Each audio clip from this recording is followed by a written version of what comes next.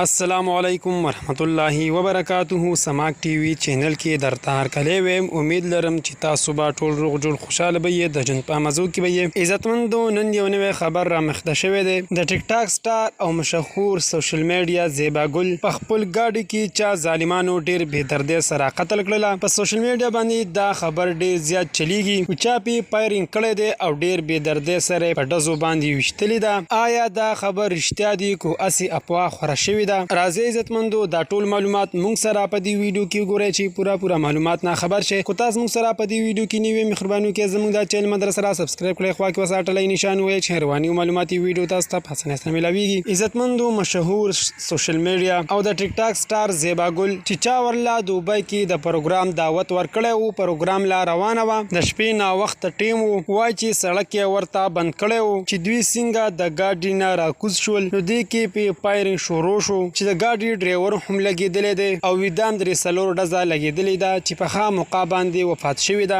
عزتمندو، دا اسې افواه ده، اسې په سوشل میډیا باندې دا خبر خور شوی دی چې دا چا ډېره بې دردۍ سره قتل کړې ده. دا خبره مکمل دروغ ده. البته د ګاډي اکسیډنټ یې کړی دی، خپل ګاډی ورسره و چې هغې کې لږه شاندې زخمي شوې ده او اوسه پورې حالات خراب وو، نوره د مرګ نه بچ ده. البته زخمي شوې ده، سر او اوږه یې لګېدلې ده، خپل ډریور هم ورسره ډېر زیات زخمي شوی دی. عزتمندو، دا وه زموږ د دې وخت نیو معلوماتي ویډیو. د نورو نیو معلوماتي ویډیو دپاره زموږ د چینل مدرسه را سبسکرایب کړئ، خوا کې وساټلئ نشان ووایئ چې هر یوه نیو معلوماتي ویډیو تاسو ته په اسانۍ سره ملاویږي. والسلام.